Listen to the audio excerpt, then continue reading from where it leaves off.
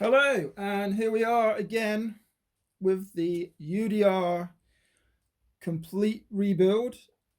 And if you have no idea what's going on here, I suggest you stop the video, go subscribe,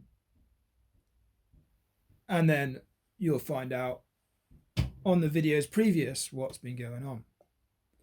So for everyone who does know what's going on, we're now on the final stage, final parts for the chassis and a basic rolling chassis without the wheels, obviously. I have got the final parts, and we start off with, I'll just put it down there, and radio box. Yep, we've got the radio box. So it comes with, it's a bog standard one. It looks like it's possibly out of an older one because you can see where the tape was for the box to be in.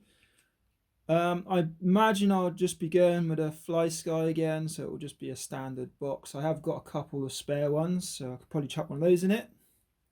So that's the radio inner box. Obviously the lid seals with the blue waterproof seal and a little radio antenna. That's the radio box. We also have our very first hot racing part. Couldn't really not have these. If people know about it, this is the limiting straps, which are the actual proper braided, not braided, but you know what I mean, the material ones rather than plastic ones. So yes, it's a little bit of red added, but it's worth it for what they are, because they are the proper job ones. So that's our first hot racing part. And back to GPM, we have the rear parts for the stabilizer-y thingy, whatever it is. Yes, well, the same as what we got in the front, basically. So that's for the rear. Those you go on there and tie everything into the rear suspension. So all we need to do now is open these up and get a good look of what we've got and start fitting these parts to the car. I think I'll just get this radio box chucked in. It's literally 2 screws straight in the top, and then we'll have everything out open and we'll go and see what else to fit first. So we'll just get those done. Right, so that is limiting straps fitted. You can just see them there, all looking good. I got those on because they're just a bolt here, bolt at the top. I did have to find those bolts, obviously, because they don't come with them. And in the front,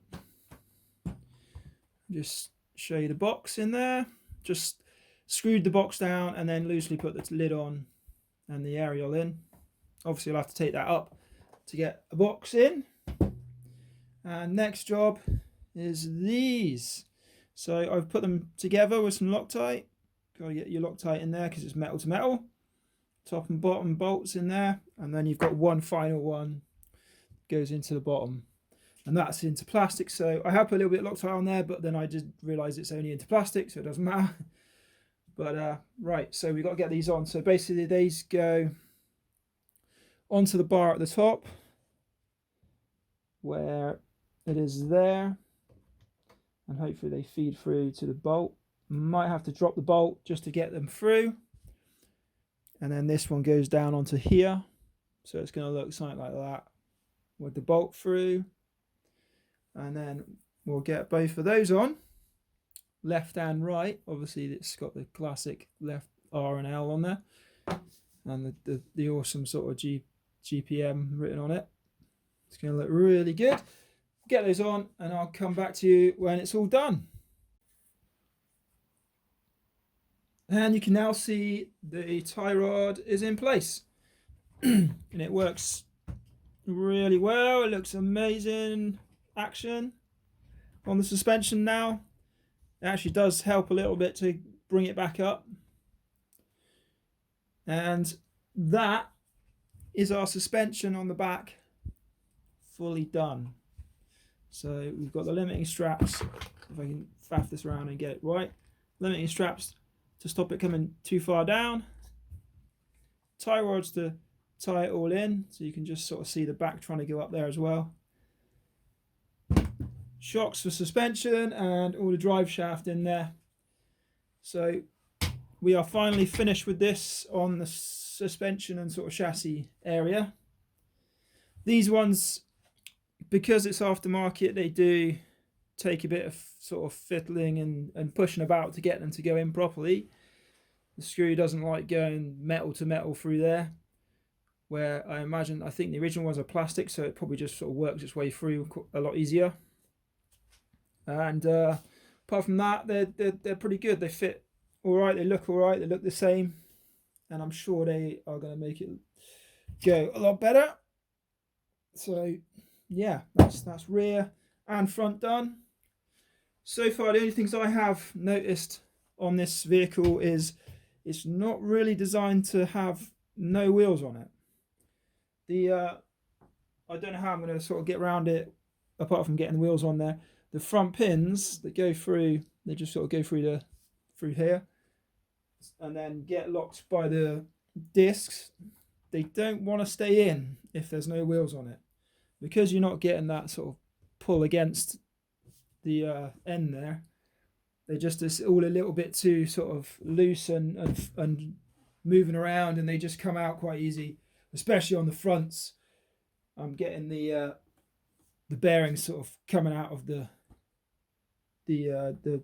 arms there, the knuckles, sorry, yeah, steering knuckles. So yeah, it might be that it's because it's all sort of aftermarket kit and it's not quite a perfect fit, but it does seem to go together pretty neat. So it's probably just the fact that it hasn't got the wheels on it, it's all not quite tied in. But yeah, apart from that, the whole thing has come together quite nicely. And so far, the only issue I've had with getting parts has been the rear diff and the front diff. Basically anything that's to do with the gears and the gearing has been a bit of a hassle to get. But everything else, there seems to be some sort of aftermarket or upgrade for it. So, I mean, the main sort of things you see in plastic are the original, and anything you see in metal is going to be the upgrade that I've put on it. And pretty much the plastic parts have been the parts, yeah, that they don't have any alternatives, so I've just gone with the original. They may come out with different things in the future, but so far they don't really have anything better. I know you can get a full chassis and alloy, but I'm thinking that might be too much weight and too much hassle to do. So I've gone with the standard. May do what they do and paint it black at some point, but for now it's all right. It's all done the job. So next time I think we're going to try and tackle the small parts to finish this. So try and get maybe the skid plate. But I'm thinking the skid plate might be a last piece because of the stuff we've still got to put in it. But I reckon it might be something like the battery connections and the doors for the battery, little bits like that. And then I'm going to have to start spending some money getting the electrics sorted, and that's quite a bit of cash to try and get that.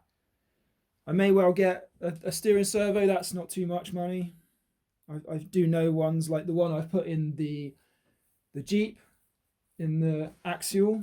That wasn't too bad pricing, and it was a strong full metal geared steering servo. Although it was a standard size, this one might be better off with a bigger size, like I've got in my HPI. The Kraken might need something that sort of size to get the steering strong enough. I'll look into all that, but for now that's it, and we're waiting again on parts. So you may see a video on something else, you may have to wait for this one, but unfortunately because of the being winter as well here, can't really get out and do that much stuff in the weather. So it's a case of trying to find stuff what we can do on this one, or maybe on some of the other stuff, trying to get it ready for summer. Yeah, but for now, thanks for watching, and like and subscribe if you haven't already, and we will see you next time. Bye bye for now.